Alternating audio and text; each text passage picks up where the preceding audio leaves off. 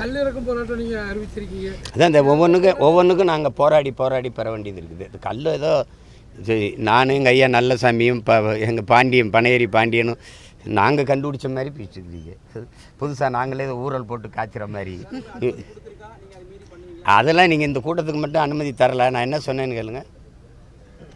அனுமதி கொடுத்தா ஒரு 5000 பேர் கூடி கலைவோம் போவோம். அனுமதி எல்லாம் மொத்த பேர் ஏறி வருவோம். தடைனால் அது உடைதான்.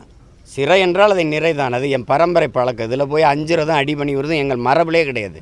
அதை நீங்கள் போயிட்டு பனையேறி என் பனை நான் ஏறுவேன். வெறுங்கையோடு இருக்க மாட்டேன், பழைய வளவோட வேற இருப்பேன். அப்போ அதையும் நீங்கள் பார்த்துருக்கணும். நீ ஒரு கேள்வி தானே. நீங்கள் இந்தியாவில் எல்லா மாநிலத்திலையும் கல் இருக்கும்போது என் மாநிலத்தில் மட்டும் ஏன் தடை?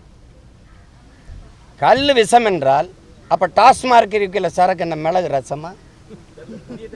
யார் அவரை விடுங்க, அதை விடுங்க. நீங்கள் என்ற கேள்வி கேட்டீங்க, நான் பதில் சொல்கிறேன்.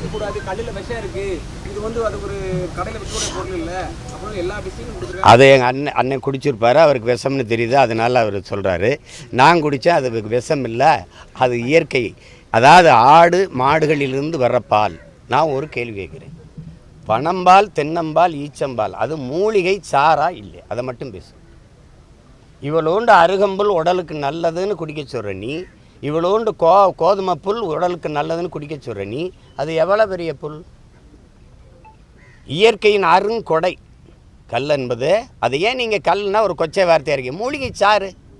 பனம்பால்னு சொல்லு, தென்னம்பால் என் தாயின் மார்ல பால், பசும்பால், எருமைப்பால், ஆட்டுப்பால், பனம்பால், தென்னம்பால்.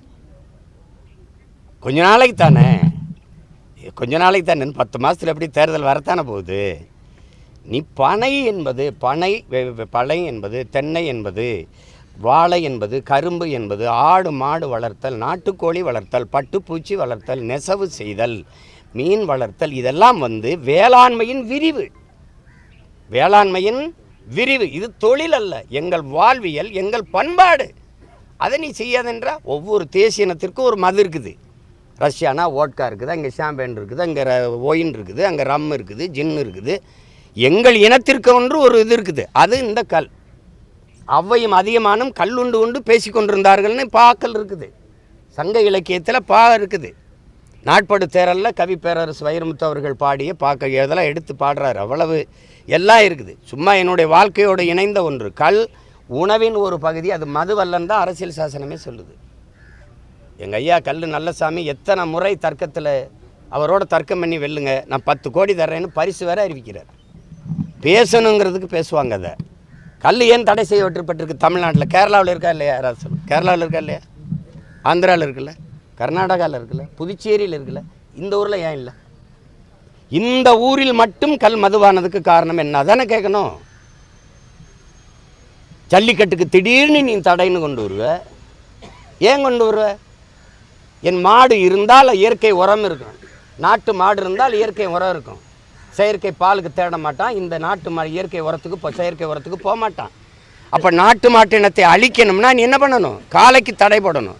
அப்போ காளையை வதைப்புன்னு சொல்லி கொள்வா. அதுக்கு தான் நீ ஜல்லிக்கட்டி தடை கொண்டு. அது மாதிரி தான் கல்ல மதுன்னு சொல்லி மூடுற. பனையின் பயன்பாட்டை நீ குறைக்கிற. உலகம் முழுமைக்கு நான் சர்க்கரைக்கு கருப்பட்டிக்கு திரும்பிட்டு இருக்கேன், இயற்கை இனிப்புக்கு திரும்பிக்கிட்டு இருக்கேன். அமெரிக்காவில் 1 கிலோ கருப்பட்டி 1000 ரூபா. ஆனால் உற்பத்தி அதுக்கு ஈடு கொடுக்க முடியல. 50 கோடி பனை இருந்த இடத்துல 5 கோடியாக குறுக்கியிருக்க. ஏன்னா பயன்பாடு இல்லை. செங்கல் கால வைக்கும் சூளைக்கும் வெட்டி ஏற்றிக்கிட்டு இருக்கான். 50 ஆண்டு கால பனை 100 ரூபாய்க்கும் 500 ரூபாய்க்கும் விற்றுக்கிட்டு இருக்கான். என் முன்னோர்கள் பனையின் அருமை தெரியாமல். நீ தெருவுக்கு தெரு டாஸ்மார்க்கை திறந்து 50,000 கோடிக்கு விற்று வியாபாரம். ஏன் இந்த மண்ணில் கல்லுக்கு தடை இருக்குது? ஏன் ஒத்துக்க மறுக்கிறீங்க? இந்தியாவில் எந்த மாநில முதலமைச்சருக்கும் சாராய ஆலை கிடையாது. அவருக்கோ அவரை சார்ந்தவர்களுக்கோ சாராய ஆலை கிடையாது. இந்த சரக்கு காய்ச்சிற ஆலைகள் கிடையாது. தமிழ்நாட்டில் மட்டும்தான். இந்த பக்கம் மிடாசு, அந்த பக்கம் பல மிடாசுகள். எல்லார் பேர்லேயும் சாராய ஆலை. சரக்கை காய்ச்சிறது அவர்கள், விற்பவர் அவர்கள். இங்கே தான் உற்பத்தியாளரும் விற்பனையாளரும் ஒரே முதலாளியாக இருக்கிறது தமிழ்நாட்டில் தான்.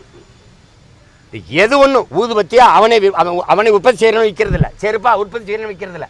ஆனால் தமிழ்நாட்டில் மட்டும்தான் இந்த சாராய சரக்குகளை உற்பத்தியாளனும் விற்பனையாளனும் ஒரே ஆளர் தான். ஒரே ஆளர் தான். ஏன்? கல்லை இறக்கி விட்டால், கல் குடிச்சு நீ சொல்ற இந்த 2 லட்சம் பேர் தாலி எடுத்திருக்கான். அதிகமாக விதவைகள் இருக்கிற மாநிலம் தமிழ்நாடுன்னு பேச பெருமக்கள் யாரு? இந்த ஊர் நாடாளுமன்ற உறுப்பினர் தான். கல் குடிச்சு எத்தனை பேர் தாலி எடுத்தான்னு கணக்காட்டுங்க. சொத்து பூரா 50 ஏக்கர் வச்சுருந்தா அத்தனையும் கல் குடிச்சு விற்றுவிட்டான். காட்டு கல் குடிச்சு செத்தவன் ஒருத்தன், சொத்தம்பிட்டையும் விற்றவன் ஒருத்தனை காட்டு. கல்லை பற்றி பேசுனா நாங்கள் சொல்லுங்கள். ஒருத்தர் விஷங்கிறாரு, ஒருத்தர் இங்கே பாருங்கள், ஒருத்தர் பதனியில் இனிக்குதே என்ன சக்கரை போட்டிருக்கீங்களா, அவர் முதலமைச்சர். பாலையிலிருந்து பனையிலிருந்து வருவது பனஞ்சாறு, அதில் கலப்படம் செய்யும்போது தான் கல்லாக மாறுது. இந்த மேதையார் சபாநாயகர். எங்கேருந்து வந்து வேற்று கிரகத்திலேருந்து இறங்கியிருக்காங்க இவங்கெல்லாம். பாலையிலேருந்து பனையிலேருந்து வர்றதில் ஏதாவது கலந்தாதான் கல்லாகுதான். ஒருத்தர் பேராசிரியர் ஐயா பொன்முடி, அவர் எப்படி தெரியுமில்ல, அது பணம் அது இதில் வந்து ஏதாவது ஒரு கண்டதை கலப்படம் பண்ணி தான் கல்லாக்குறாங்களாம்.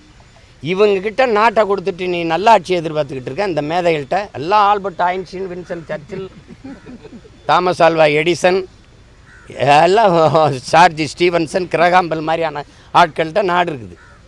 இது கொடுமை கொடுமை. இது கல் எப்படி கல் என்ற கேட்பாங்கல்ல, நெல் எந்த மரத்தில் விளையுதுன்னு, அந்த அந்த அந்த அந்த கேள்வி, அந்த மாதிரி கோஷ்டி தான் இதெல்லாம். கொடுமை கொடுமை, கால கொடுமை.